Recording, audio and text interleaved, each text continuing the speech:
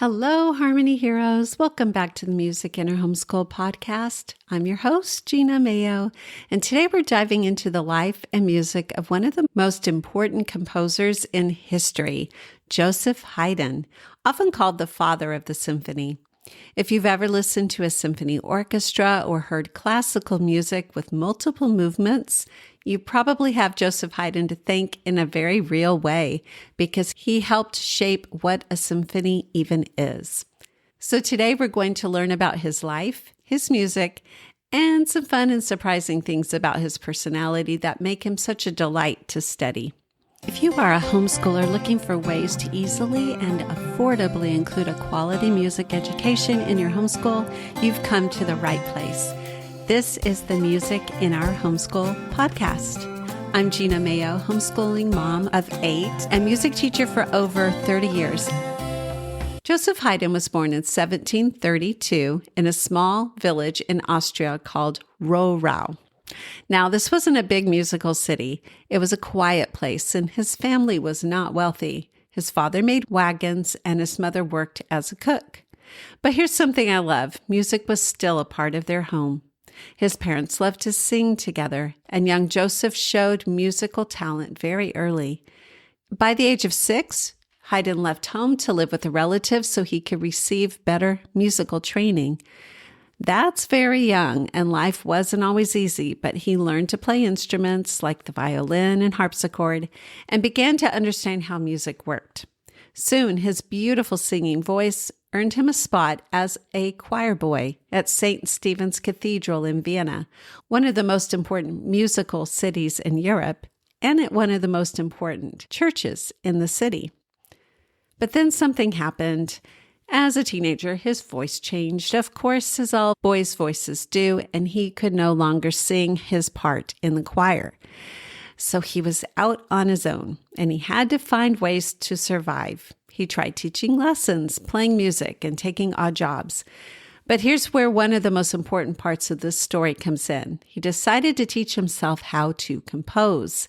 He studied books and practiced and struggled and slowly became skilled at writing music.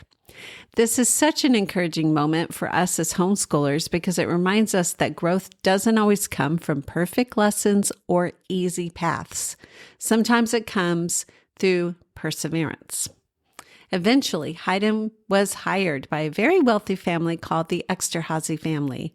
This was a big deal because at this palace, his only job was to write music, conduct the orchestra, put on performances, and entertain guests.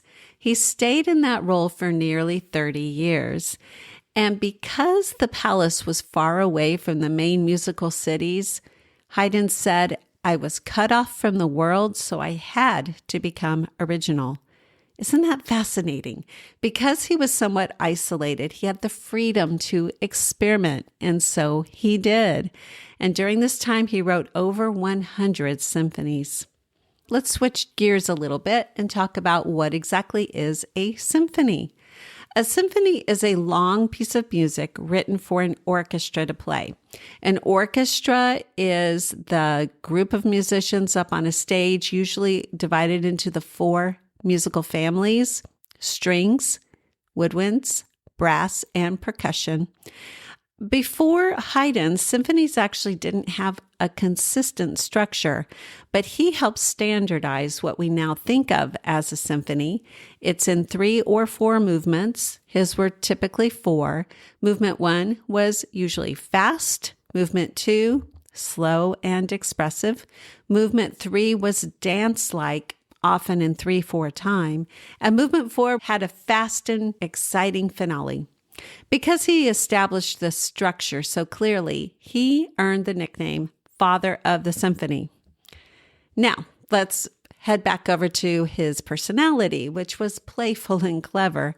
He had a great sense of humor. He actually put jokes into his music. Let me tell you about 2 of my favorite examples. The Surprise Symphony is Symphony number 94, and it's called Surprise Symphony because he does something unexpected in the second movement. It starts off very soft, pianissimo, and then all of a sudden there is a loud bang from the instruments, playing fortissimo, very loud. It's a chord that surprises the listener. Now, why did Haydn do this?